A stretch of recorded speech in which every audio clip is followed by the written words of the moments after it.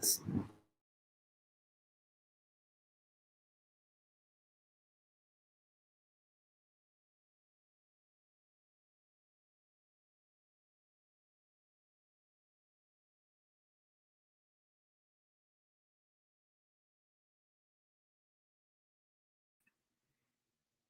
Hi, everybody. Welcome to Perfect Detours. I'm Bob Kaiser. I'm the host of Perfect Detours. And we have a special Perfect Detour this whole month. So usually the show is on WGHC 98.3 FM Chicago, along with Facebook and all the other streams. But the station is under reconstruction. So for the month of February, you get us here live on the internet. So how cool is that? And today I have a special guest host with me, Dianne Ancona.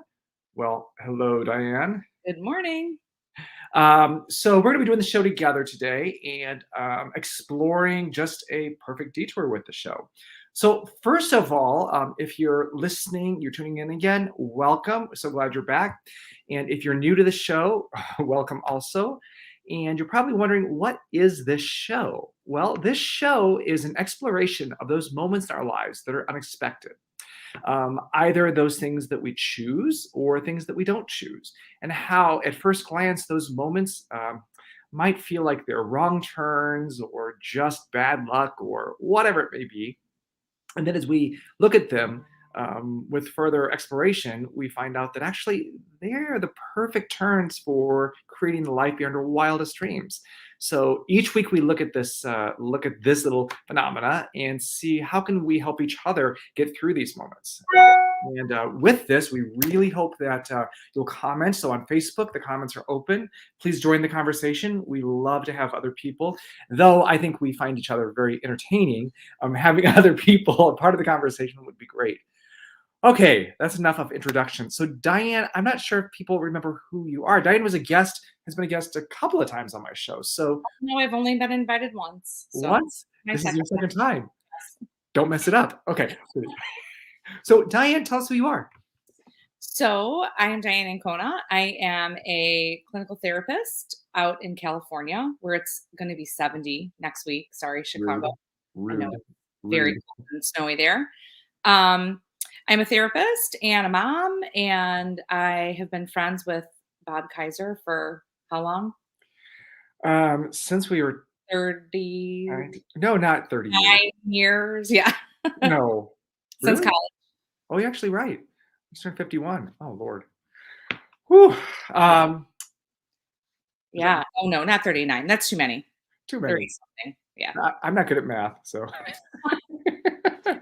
That's why we're on radio instead. Yeah, exactly.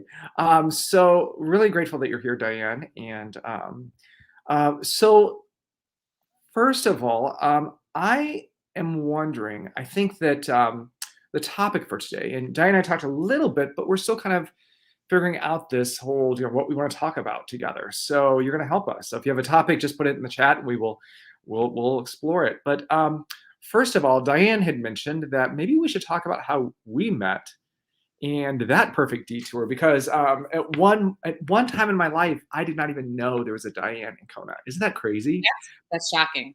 That's crazy. So how do we meet? Do you want to tell the story? Yeah, and then I'll edit.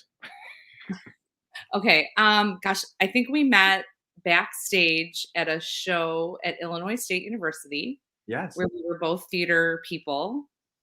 Oh, I know. The way you tell the story is that I was very bossy and your costume looked terrible and I fixed it before I pushed you out on stage. Yeah, you said you can't go on stage like that. I was like, who are you? I have an entrance. I have an entrance. It was Pygmalion. It was. Oh my God. I don't know where I pulled that out of. Yeah. So yeah, we were at Illinois State and we were there. Was that freshman year? I think that was sophomore year. Sophomore year. Yeah, sophomore year. Wow. Yep. So, and she's been telling me that I need to fix my clothes. Garments. Yeah, you and your sister. Yeah, exactly. Right. So, yeah, so it was great, and then we just started bonding and had a lot of similar interest, and then have remained friends throughout the years. Yeah. Cool. A lot of detours. A lot of detours. A lot. Yeah, so let's see. I actually went to Texas for a little bit, um, and then you went to London, and Yes? then I went on some tours. We had a theater company together. We did a haunted house together. What did we have? What was the second thing you said? Haunted house, remember? Oh, yeah, I'm not talking about that. Oh, okay, we're not ready for that. Things you don't forgive. Um, yeah, so we've been through a lot of stuff together. And it's interesting because I feel like we kind of have drifted apart, and not apart as in our friendship, but just have gone different ways for a while, and are now kind of I seeing that we were. Go ahead. No, I think you're totally right. I think there was a time of life that we, like, I mean, we knew each other were there, Yeah, but we didn't really, stay that much in contact, but if we ever needed anything, but I think you're right. I think you were starting to say it was sort of a time in life, and then yeah, I it's think kind of like we're doing our own things, and then it's so funny because we kind of come back together. Like we're both like I'm a life coach, executive coach, and also a mediator, working with conflict resolution, etc. And then Diane became a therapist, and we're like, wow. So it's so interesting. yeah, from So theater geeks to life coaches, that's a little scary. yeah, uh, I mean, call us, we're really good. right. Wait, I'm a coaching geek now instead of a theater geek. I'm a coaching Yeah. geek. So I'm happy to be it. So anyway, if you're just tuning in, welcome to Perfect Detours. As I said, the radio station is temporarily closed for reconstruction. So you're getting us here live on Facebook and YouTube and Twitter. We're everywhere. So So I um, have a question for you because I don't think you've been interviewed too much on your show. I haven't. So my question is, you took a big detour as an actor. You started as an actor, right? And you've kind of Yeah. metamorphosed into all of these different careers. Yeah. I think that acting got your foot in the door into some really interesting work, and I want to know what your feelings were about that detour in your life. Um, it's interesting. I think that I was so all I ever wanted to be as a kid was an actor. And I used to do like musical theater stuff when I was a kid, and even in my backyard, I like built a theater and would, like did shows for myself and my dog. Side note, just so you know that when you have a backyard attached to a major street, people can see in your backyard. I went to school after that summer break and everyone knew about my theater and Oh I was boy. mortified. Solo theater? Huh? Your solo theater? My solo theater, yes. It Your was theater so of cool, one? yeah. I had, like, plywood, proscenium. My mom made curtains. My Oh, dad made some lights. It was so cool, but, anyway, wow. yeah. Little Bobby all by himself. But okay, so go on. So all you want to do is be an actor. All I wanted was an actor, and I did that for a long time, and, um, I feel like I had a lot of great luck and, I mean, I had some talent and I was lucky, and it was great, and then I don't think I was ready for rejection, though. I wasn't ready to not get parts, and so Mm, when that happened, I didn't know how to do that because I found theater at a time when I really needed some validation, like, I didn't feel good about myself, and things in life were just so tumultuous, and so that's where I found my safe haven, so when that was not a safe haven anymore, I really spun out of control and then got into addiction issues and just went full full force towards that. And at the end of that, did not really have a theater career anymore, and realized that something had to change. And I realized that I did theater again, so people would like me, so people would see me in the spotlight. But I'm not sure I really enjoyed doing theater, which is so weird. I look at my friends now, like our friends who went to Illinois State, who are wow. doing theater, and I look at them and they light up. I'm like, wow, they really want to be doing this. For I me, it was actually remember I remember being at an audition in Chicago. I think we talked about this back then. And I was in this room with all these people and I looked around and I was like, I don't want to be here. And right. I think I walked out and never auditioned Yeah. professionally. Yeah. Yeah, it's weird. So I did deal with my recovery. I've done so much therapy and all that kind of stuff. And I feel like when I was acting, I wanted to be anybody but me. And Mm, then when I got through recovery and actually started liking me, I didn't want to be anybody but me. Like I love being in front of people, like teaching and doing workshops. Um, authentic. authentic, yes, and acting. I love the rehearsal process to play, but then when I have to get up on stage and be a character, and I've done it several times since I quit acting, it's just this like it's like sandpaper. It's like irritation. I'm like, Hmm. okay, I'm done with this. I don't like this. Um, So then I realized that part of my acting and theater journey was becoming a director. And people commented when I would direct a show that they learned a lot about directing or acting, but they also really learned about life. And I loved characters, diving into characters about what drove them. What was their objectives? Why did they do what they did? And that's kind of what I was doing during therapy is that I had a lot of self-hatred when I went to therapy. I blamed myself. I thought I was this horrible person. And my therapist kind of really pointed out that I was doing the best I could with the tools I had. I was just trying to survive. And one thing I've heard is, we're always we're afraid of losing something or afraid of not getting something. And that was my entire life. So, but I think that that's part of acting too, like that objective. What is it that you want? That selfish need. I want this, I need to get this. So it was kind of this, so when I started thinking about maybe going into helping people, especially after all my therapy, I thought of becoming a therapist. And I was like, I don't think that's the right fit. And then Right. my dad, so George Oh, Kaiser, okay. I love George. I do too, angel on earth. I'm a mom too. If they're watching, hello. Oh, they're gonna be so excited to see you too. Hi, George and Martha. They haven't really seen you. Oh my gosh. Now they have to watch. But anyway, my dad. So someone suggested I go to coaching school. And I was like, I don't even know what coaching is. And my dad said, you know what? Even if you hate it, any kind of education is good education. I was like, okay. And I went into coaching school and I was like, this is it. This is what I want to be doing. This is what I love doing. You and I, we've started, a theater company together. We've done so many projects starting things. And I think that there's a lot of people scared of starting things. Like people love to continue things once they're started. But it's Yeah, we're not so good at that. yeah, I'm getting better. Yes, yes. I do. We're really good at the starting. We're not so good with the follow through. I've realized that I like starting things, that like the keeping things going. Like I've learned that I need to continue the investment. Well, it circles back to what you were saying about acting. You liked the process of becoming the character, but then you Yes. didn't really enjoy portraying the character. Look at you being all therapist like. Yeah, see? I love it. All that. It's true. It's true. So and I think that, but a lot of people are starting that process. And for me and for you, we feel really comfortable about creating like this. So everyone knows we talked about this on Thursday, I think, and we're like, let's do the show. And then here we are. So that's kind of how we roll. So we're not scared of that. And not saying there's anything wrong with being scared of it. It just happens to be that's my comfort zone. And a lot of times in coaching, people are coming to me because they're ending one journey and starting another. So for me, it kind of fit. And then here I am as a coach. Yeah. Why don't you talk about that a little bit? Like, why don't we share the difference between coaching and therapy? Because I'm not sure Let's everybody knows the difference, right? So let's do it. why don't you Yeah. talk about like if I came to you, like if you said, I'm like, I think I need a life coach. What would that mean? What would you help me with? Yeah. So I think a coach helps people who are basically, how would you put it? There's no, the issues holding them back are like fear or confusion about goals. So a lot of times I help people with I think I have goals. it. All right, ready? I'm gonna Please, interrupt you. go. Maybe coaching is when the things getting in your way are things you're worried about in the future, fear, failure, inability to get what you want. And therapy drives more what of the things that keeping you from getting what you want from your past. Old traumas, hurts, Yeah. old Well, stories, a narrative.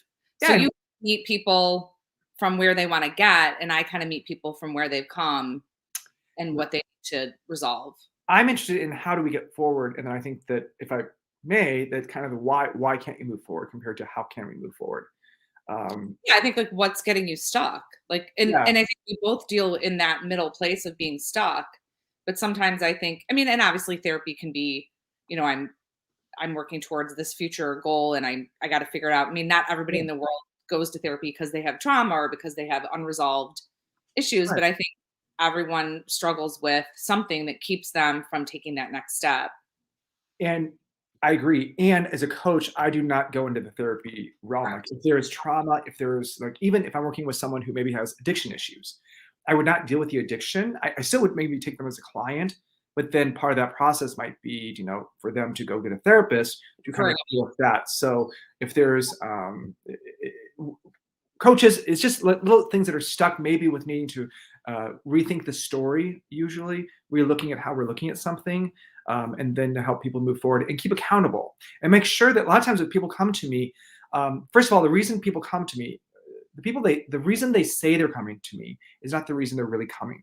So it's that outward goal, but usually there's something else that is driving them, like they're seeking. And in coaching, I will listen to the physical goal, but more than that, I'm listening to the feeling that people want. What is that feeling ultimately that you want? And that's the exploration we do during coaching, and then figuring out the values of a person and making sure the values align with the goals and the actions they're taking. And then after all of that is set, then the coach helps the person become accountable for their next steps, making sure they stay on track. When fears do pop up, kind of walking through those with them. Yeah, I think it's really important to say though too that anyone, you get to the point where you make that phone call to get a life coach or to find a therapist or, talk with a friend. There's a psychologist that said the first thing she always asks the client is, why now? Why did exactly. you pick up the phone today? Why are you in my office today? Why did you call Bob today? Like, because I think people don't understand. They probably really know, Yeah, but don't know, right? right, They intellectually or cognitively can't function or figure out why, but there's something in them. And I may tell my clients that all the time. Like the hardest thing is to walk in the door for that intake, right, or even to look for someone or to call and say like, hey, wow, I can't do this by myself. right. So tell us a bit more about therapy, kind of, and what are the major differences between coaching and therapy in your eyes? Kind of what you said. I think that I personally work a lot in trauma, so I see a lot of clients that have had childhood, adverse childhood experiences, um, and have need to kind of work through those. But I also see people that just say, you know what, I this is the way I've been living for a long time, and it's not working for me anymore. Like I think you got to a Mm, point where you go, like hey, it served you really well, and I think you said earlier, like I kind of didn't know what I didn't know. And like I navigated these waters and it wasn't working. And you like even with addiction is a tool, right? It right. helps you in some way. And to move into sobriety, you have to decide that that tool, that maladaptive coping strategy is no longer working for you. But until your whole system believes that, right? You have that addiction part that's like, nope, I love it. This still works. It's working for me. That's why people sabotage relationships or careers or, are in addiction in their addiction. Yeah, Um, so I think therapy is sort of, like you said, changing that narrative, figuring out what doesn't work for you anymore and kind of healing those old, well, you and I talk about parts work, but I work a lot in parts, like healing that younger part. So self is leading the charge.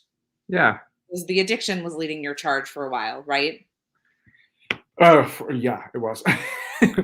um, I think I just popped into a topic I want to discuss with you then. Ooh. And we don't have to discuss it, but let's talk about that moment of letting go of the old and accepting the new, because I think right in there is this moment. So we have a saying in my recovery is that, and I'm gonna say God, but it can be universe. So I'm not saying about a God up in the clouds, whatever you believe, but that God will help you with the things you cannot do, but God won't help you with the things that you can do. And I think there's a moment where I had grace with my addiction, getting in the rooms. That moment, I think I had 48 hours where I just happened to be willing to go seek help. And I'm Mhm. not sure if I waited any longer, I probably would have talked myself out of it. I got in and I stayed sober for a while, but then there's that one moment where I feel like you have to make a choice about accepting the new. Like you it's like straddling the line, and then you kind of have to, and there's this moment where you have to go, okay, I'm going to go towards the new full force. Do, does that resonate with your? I mean, it sounds like a little bit like a light switch moment, like you kinda have to flip that switch to be ready. I mean, I definitely don't think in therapy, I mean, it's not a linear journey, Yeah, right? And so, I mean, and even in, even in addiction counseling, I'm sure you would say it's not necessarily linear. So I think like I don't want people to think like, oh, if I just switch that switch, I can heal and move forward. I think there's like a 10 steps back and 5 steps forward and really kind of resolving. yeah. But Well, I hear what you're saying. I guess to what your point is what my point was like for my world, the light switch moment is when you make the call or you walk in the room and you make the decision that I'm going to take a look at what's going on in my life and I've decided to, you know, do something about it. How about this? Let me switch a little bit. Not light switch moment, but you go from a battery source to then electricity. Like your computer will It'd be last. fancy. I know. Oh, look at me. The computer will last so long on a battery, like kind of like on the support of everybody, like helping you and stuff. But there's that one moment, and not that I still have support, but I think that there's that moment of because you said because I kept going because I relapsed, not relapsed several times, and I would go back to what I was comfortable. You said in relationships why they sabotage, and there's that moment where we have to step into the new. And I think we have to plug into this new source, this new thought process. And I think in that process, at least for me, and let me just say for me, that it was kind of scary. And anytime I try something new, that there's this moment of kind of faith or just saying, I don't know what the results are going to be. I have no idea what this new thing is going to be. Like I had imagined what sobriety would be, but I didn't know what it would be. And I think that's where, as a coach, I'm not so not with addiction or anything, but new things. There's times when I hold the hand of the client saying, just hold on. Just don't do anything yet. Just get used to this new space. And then once you get used to that new space, then you can kind of continue on in your journey. And I think that's the moment of letting go of the old story. And I don't know if we ever let go of it, but choosing to embrace the new story. Um, Right. I don't know. No, I think that makes sense. I mean, I think it's you know, look, I think everybody's got, just like you said, everyone's got different language, like God, universe, this, that. Everyone's got sort of different language about how it feels to shift. Yeah. Maybe that's where we're talking about. It's a shift, right? It's a shift mentally. It's a shift emotionally. Sometimes it's a move. Like sometimes it's a big shift. Sometimes it's a move, or it's Right. taking yourself out of a relationship, or taking yourself out of a job, or and I think that's sort of what you sort of brought up at the beginning of the show. Like we're talking about, like, what do you do when those big moments, and even really the small moments, kind of change your direction? Right. That happens both in coaching and in therapy. Like there's a moment that you go, okay, again, this isn't working anymore. What I'm depleted, I'm exhausted, I'm unhappy, I'm in maladaptive coping strategies that are overtaking my life. Like now it's time to shift. Yeah. Yeah, and then that process of shifting is the I think sometimes with coaching clients they expect immediate peace and serenity or whatever. And I say for me is that in that shift that usually there's a moment of unsureness, uncertainty, and then once I can relax and just accept the new moment, then that's when kind of the peace and serenity can come for me. I think so. Yeah. Just sitting in the space. Just sitting in the space. There's so much value to just being able to sit still. I am not the poster child for that, but it's a good idea, and you should do it out there. I literally, like, yeah, the other day, like my entire to-do list was done, and I was like, what? What do I do now? Like, Right? I was like, I just feel what I like do with my clients, I would tell them just to be with themselves. I'd be like, no, thank you. So I, get an entire closet out or something because I can't. right. You're I going behind the scenes of therapists and coaches. not doing anything. If you're just tuning in, hi everybody. We're Perfect Detours on Facebook and YouTube and Twitter. The chat is open. Feel free to chime in here. We can go on forever, so feel free to interrupt us and to. I don't see. Are there comments coming in? I can't see anything. No. Nothing's coming in yet, or at least not that I see. Maybe there are, and I'm just not. Maybe I'll check my Facebook real quick to see if because there's been before where the messages have not come through, and so everyone knows this is a new. Or we're just nobody's watching. Right. We're ourselves. People are watching. Yeah, there's no comments yet. I feel a little responsible. I've seen comments on your shows before. It's me. No, we're just so enthralling. I think I didn't win my audition. Am I fired? No, you had a really good audition, but the callback. I'm totally kidding. Yeah. No. Someone else Okay, let's talk about the plays that we've done together. Have we only done one? Well, We did did we? two. There's somebody. I think so. So Lisa, just so you know, you haven't met Lisa. Lisa and I went to grade school together. When Aw. third and second grade, yeah. We can talk about how I met someone in London who Do! Yes! so I wonder and With she's in tobacco so too. maybe Laura, I won't say her last name, maybe she'll hear this. So I moved to London and I call about this flat and, totally random, I go into this office where they have, like, these little posts of people looking for roommates, right? So I call this flat, and this Australian guy answers, and I'm like, "Hi, I'm calling about the room." And I hear this girl in the background going, "Who is it? Is it a girl? Where's she from? Find out where she's from." I'm like, Oh, "I'm from Lord. Chicago." And she's like, "Where'd she go to school?" And I'm like, "Illinois State." And I hear this scream, and this girl gets on the phone and goes, "You went to Illinois State?" And I said, "Yeah." And she said, "I grew up there. Um, I wonder if we know any of the same people." And I'm like, "Well, do you know Bob Kaiser?" And she screams again and she's like, "Bobby Wince?" And so randomly out of nowhere, I call this random flat in London and the girl that lives there went to grade school with you, apparently along with Lisa. Oh, yeah, Lisa, you know her. Totally. Oh, So yes. insane. Small world, small, small world. So, and needless to say, I did get in the flat and I lived with her. So that was fun. You became really good friends with her too, Yeah, we're so still friends, of course. Yeah. yeah, But that's you're saying, okay, plays. I don't think Charlotte's well, I don't know if we've been in a lot. We've directed a lot. Well, Love Letters. We did love letters we've done. Charlotte's Web. Did we do Charlotte's Web? Well, I did Charlotte's Web with our company. Were you not in it? I'm sure you abandoned me and went on some fancy job like you always did. No, I'm sure I did it. No, you would always say, "Let's do these amazing things together." And then I'd be We like, did. "Yeah, let's do it." And then we'd do the work. And then when it would become time to actually do the job, you'd be off on something else. I was See, look, well, it's no, because I get a tour or a something. session on that, Bob. I didn't just leave you. It's not like I went, "Okay, I don't wanna do it." It was like I got a Yeah, yeah, you tour. got to go hang out with celebrities, whatever. Yeah, whatever. And then we did okay, so Oh, no. Diane, so I owe Diane big time for a play that I cast her in. She was one of the stars of the show. God, do we have proof of that anywhere? I I, can't even. we have a video. Oh my God. You can tell the story. I'm not very happy about it. Oh my gosh. So I was directing a show called The Careful Critters Traveling Kids Show. And it was a costume character show done in St. Charles. And I went to my friend Diane. I said, Diane, I have a role for you. It's a really cool role in this show. It's one of the leads. Oh my. I'm sure I said that. And then she's like, "What?" And she was a monkey. She became the monkey, and careful critters. It was one, you made me fly in a monkey suit. Okay, so that was a nightmare. And two, Flying in from the stage. fly in from the top of the rafters down to the stage. Yes. And I think my mother flew me in. You put her on like the technical stuff.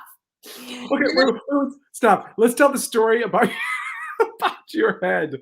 Remember that one performance? Did it did it Your kind head. of You started coming down without a head. I'm like, okay, oh no, did your head go? there's some kid somewhere going, when I was a kid, I saw this show and the monkey's head came off and that kid had to pay for that therapy. I was like, Well, no, back up, back up. it was like up and down. Wait, the worst part is I had to tap dance on a coin. A la 42nd Street. Yeah. Yeah, I don't really forgive you. And the funniest, not the funniest, but another funny part of that story is that my brother-in-law, who had never seen me act ever, this is the one show they decided to come to. And he was like, I don't get, is she the monkey? And never came again. Like the only show that man ever saw me in was dressed as a monkey. But Thanks. you were good. But you entertained the children. So It was okay. It was awful. anyway, so yeah. We But didn't- I completely blocked that one out of my mind. Thank you. Di and I are still friends. We're still here today. This is the perfect detours. Maybe. Maybe friends. Maybe I'm just biding my time to pay you back. Oh Lord, I forgot your mother was the stage manager. I forgot. She was. It was a family affair. Hi, Grace. Yeah. Oh my gosh, that's too funny. So what else? That I don't think we did any other. Didn't we win Yeah, didn't did. we like do a scene competition Oh, or we something? did. And we We did win win. a scene We did win show that. Yeah, conference what was in Chicago. at the theater building, and we won something. I think we were like the best scene, or I mean, no one will remember, so we can just say we were the best scene. I True, we were so good. were amazing. That one moment too. Mwah. Yeah, it was so good. Um, okay, hi everybody. So we're just entertaining ourselves now. So I don't know where the show is on. But anyway, you're welcome to Directed, sort of like our lives and our friendship. our sort of lives. We're like "Phew, phew, squirrel. Okay, but the chats are open. Feel free to chime in here and add stuff. So we're talking about detours, and we're actually talking about those detours that maybe we don't choose in our lives, and maybe those moments that, well, especially those moments that throw us for a loop, and how do we get through them? Like, how do we process that? Um, and okay, so All right, um, fine. Really quickly. okay, So but you were wait, what? so everybody knows. Wait a minute. This is Brian, my partner, who will never come on the radio. Last week, I was on with Bonnie. I tried to get him on the show, and he ducked behind the. Oh, I saw that. I saw that. Like, I'm not coming on. I don't know how I got sucked in. You won't come on. But thanks, Brian. Okay, so yeah, so All right, I'll we're let you tell the story. juniors. Uh, Juniors in college. Junior, yeah, because I left pool. I have to preface with I hate haunted houses. I'm terrified of haunted houses. I was terrified of haunted houses as a child. I never went in them, but And I Bob was love haunted houses. I love haunted houses. so Bob's like, "Oh, I got this job. We can do this haunted house. We can then you won't be scared because you'll be in it. It'll be like acting. We'll get you over your fear." It was like immersion therapy, like before we even knew what that was. So we create this entire haunted house room, and I don't know, it's October, and Bob, we're right about to open the haunted house, and you come. Can I say where you went, what you got? What did I Right? get? I don't even know what I got. Was that Kenny Rogers? I think that might have been Kenny Rogers. Yeah. So he comes to me and he's like, "Oh yeah, so by the way, I got a tour and I'm leaving tomorrow, and the haunted house open." What's wrong with Kenny Rogers? Come on, give me a break. I'm still angry. So yeah, needless to say, I had to jump out of a coffin for like 3 straight weeks in October. I We created that room. We created it. Yes. So Can I say that on what? What'd you say? internet? I said I'm so pissed. I was so You can pissed. say it on this one. Oh, did I Okay. tell you on my radio show, we can't drop the F-bomb because we get fined $10,000. I'm sure I told you, I told everybody that was a guest. The one person I didn't tell was a chaplain who was on the show. Bam! And my station manager was like, "What the?" You literally get fined $10,000? Yeah, but we didn't. Nothing ever happened, so I don't. No one was watching the show, so I think that was that was bad. Kind of like this one, like no one's watching this one. Well, Bob, thanks for inviting me to such a successful platform. I told you. I really Um, um, yeah. Thank you everybody for watching. Also, we're trying to figure out. So we are Diane and I are. Brian and Lisa for watching. Thank you, Brian and Lisa, who they love each other too. So it's just a family thing. Wait, where's Grace? Why is she not watching? Okay, great. Now I'm going to be in trouble because I don't think I told her, and so now I'm in trouble. Thanks, Hi, Bob. Grace. But Grace and I. So can I tell? So we're going down memory lane. We will Oh, share more of this nobody later. cares. Huh? I said nobody cares. No, but no one cares. It's just us. This is our catch-up time. This is kind of like a phone call. Oh. But anyway, we were talking about, or at least I was talking about, that with some of the moments that happen in our lives that are unexpected, that Like sometimes cares. they're hard to walk through and hard to kind of process. And we're saying perfect detour. So how do we get to that quote unquote perfect place, or should we even? Because there's times when like horrific things happen to people, these detours, and I think that especially when there's deaths in families or whatever, that there's a tendency for people to say, "Oh, yeah, but they're in a better place," or think of X, Y, and Z, or trying to make us feel better. And I want to be very careful about saying that I think there's a moment when we need to process things, and that it's not a perfect detour at that time. That there is feelings, that it's hard to walk through those things, and that I think the thing I would love to talk about is maybe how do you process that kind of detour if you choose to do so. Well, what struck me actually as I'm thinking about it, if you think about a detour, right? A detour is like, so you're trying to get from A to B, and the actuality of a detour is it just takes you a roundabout way, but then you get back on course. Right. So how does that play into kind of how you view perfect detours? Because in a Yeah. detour, ultimately you're trying to get to the same place. You just take a roundabout way there. So I think sometimes we need to define what that place is. Sorry. Else. I'm sorry. Or is the detour actually taking you on a completely different path? That's a really good point. Um, I guess first of all, this is a good coaching question. Defining where we're trying to get to. What is it? So, it could be that I am trying to get to be an actor.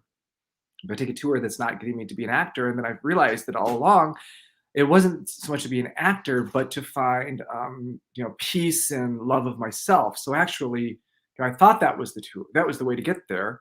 You know what I mean? Like I'm going to It actually California. became a tool for you to get everything that you needed. I mean, because really, when you're up there speaking in front of all those conferences, you are kind of playing a role in a way. You're right. Yeah, and it's definitely those skills transferred. Yeah, look at us, skills. We said it at the same time. Ah, An example of I have one that I thought about. So I wanted to be a mom, and I had this vision of how I would become a mom, and it didn't kind of go that way at first. And now I see it as the perfect detour because I had struggled getting pregnant, and so we decided to go down the adoption road, which was long and hard and oh yeah, I remember that. Yeah. issues. And we ended up adopting our first child, Jack. And I can't imagine. And now it's like, I wonder too, it's how do you explain to people that in retrospect, you'll be able to see why the stars aligned the way they did, but in the moment you can't. And so, like you were saying earlier, Yeah. staying in that moment and trusting that what's happening is really to your own good. I mean, when I was in infertility and I was having miscarriages and I was on the adoption road that was super long and hard, I had no vision of what my life was going to be. And now this baby is going to high school orientation next week. Crazy. Oh, it's so. And But I mean, I never expected that. Now I see why. Like now I see everything I went through was for the greater good, right? well, it's interesting too that so I do believe it's for the greater good, and I do believe that what a blessing. And I think there's a moment of acceptance and changing the narrative so that it is good, because someone could say, um, and obviously, I actually want to be really careful. I don't want to say that, but there's they could change the narrative to something else, and so it's not a blessing. It's not whatever. And I think people get stuck in those stories, and there's a moment where we kind of have to make a shift or be willing to uh, see things differently, because I've known people, and I think I was this way for a long time. Of this is the story, and this is how it has to be. What I mean, and anything that's not happening as I think it should is not for the greater good. It's not. I can accept that, but it's not what I wanted compared to accepting the blessings that are there. And I think like gratitude lists and stuff like that help us shift that, because I can be, I can have this great apartment, and then all of a sudden it's not that good. Do you know what I mean? I wanted that place up there. But if I really get centered in what I have, it's like, oh wow, this is I am blessed. Does that make sense? So kind of saying that living in the struggle or understanding that I'm not sure entirely what you're saying. So like staying in the struggle, but then being grateful for the struggle, kind of. Yeah. So you said it's all for the greater good, and that you'll find out later. And sometimes people don't find out that later. I think that they don't Oh, right. have that realization. I'm not saying it's not for the greater good, but I think it has to do with how we view things, because people. I think that we have a tendency sometimes to get stuck in no, but this is the only thing that's going to make me happy. This is the only thing that's good. So there has to be a moment we have to let go and say, I'm open to this new situation being a blessing. And then it allows us to make the Yeah, so choices. you're saying that when you look back in retrospect, the story is sort of shifted, right? And we also need to say that not every struggle that people go through ends up being for the greater good. And, you know, like you said earlier, horrible things happen. And we're not saying that. I think I'm saying that for me, specifically in this scenario, I expected one thing, I worked towards one thing, right? Back to our detour Yeah. idea. And I went and it didn't I couldn't stay on that path, so I went a different. I still became a mother. I just became a mother in a different way. But you allowed, you were like, okay, so this is not working, so let me do something else. Right. And sometimes that right there, people, I think the greater good, um, I think sometimes we need to, it's accepting what has happened in order to make choices to move past it. And I think the greater good can be revealed. But I think, I In don't time, know. maybe in time. Yeah, so like my addiction, like ultimately that was the greatest thing in my life. But it took a lot of choices and a lot of work in order for that to kind of be the foundation of moving into this new person. The but if left just the addiction itself, it was a horrible, horrible thing to happen in my life. So reflecting on the struggle and doing the work to get away from the struggle becomes the good. The struggle in and of itself, standing alone, is still hard and difficult Maybe, yeah.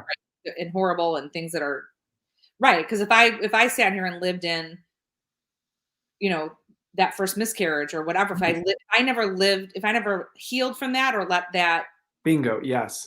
pass, then it could still affect me. But and that's I mean, and I think that's where Mm, that therapy comes in, right? Because I think that's what I'm talking about is you have to go back and sort of heal what happened to you, and it is about changing your thinking and the story we're telling ourselves, right? right. I think that's the biggest I mean, that's the shift. Like, how do you review and even like you said, "Oh my gosh, I have a great apartment, but it's not the penthouse," or, Right.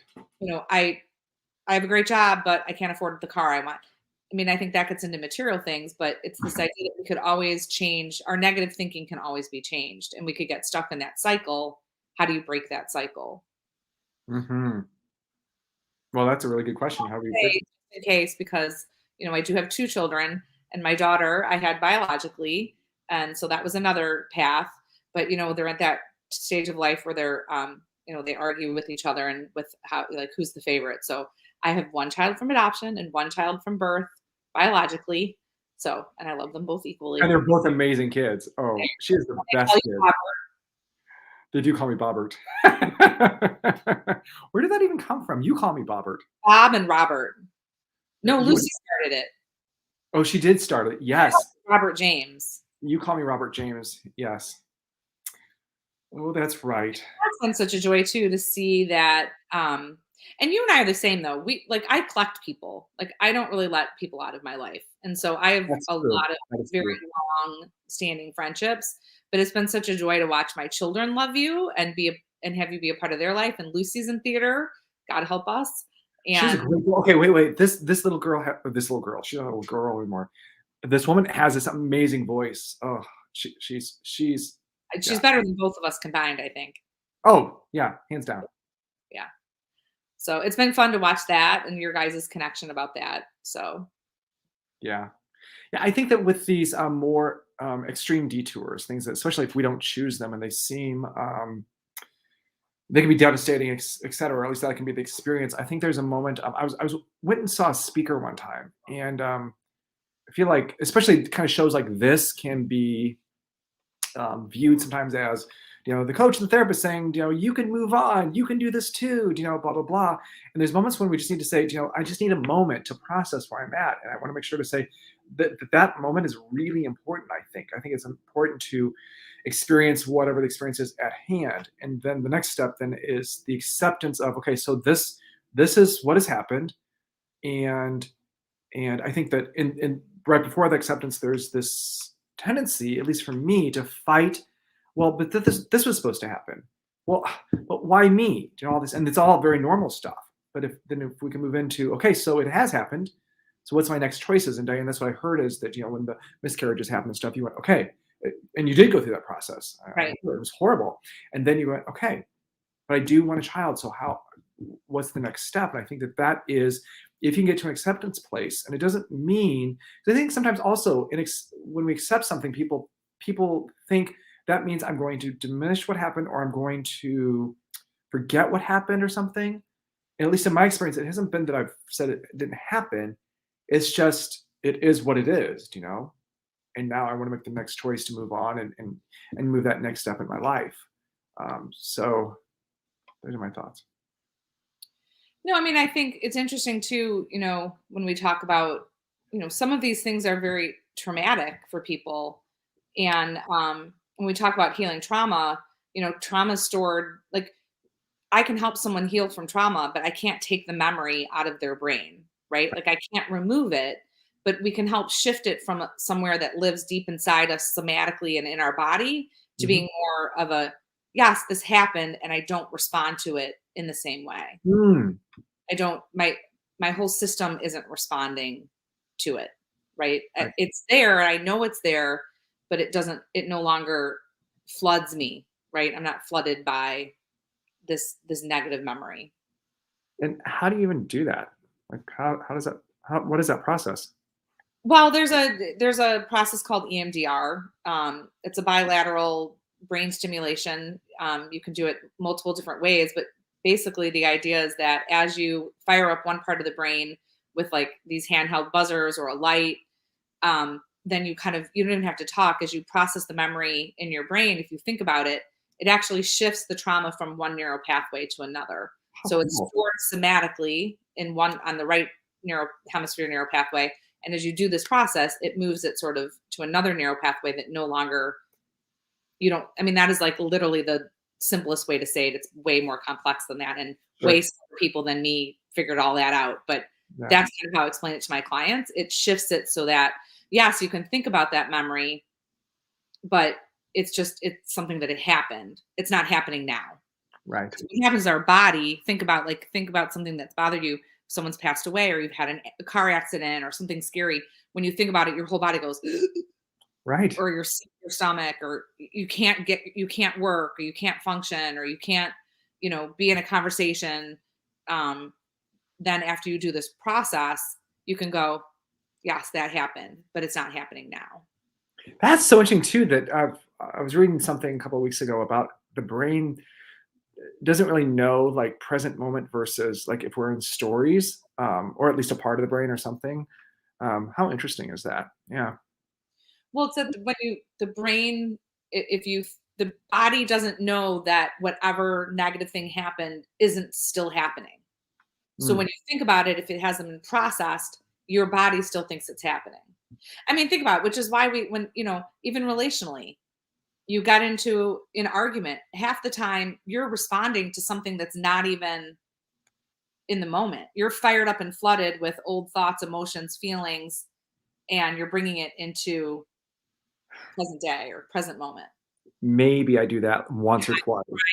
Brian, wanna chime in? Brian, oh, that, ooh, Brian's you're like trouble, running man. to get on the thing now. He's like, "Oh, I didn't want to be on last week. I'm He's coming like, on." I want to be on now.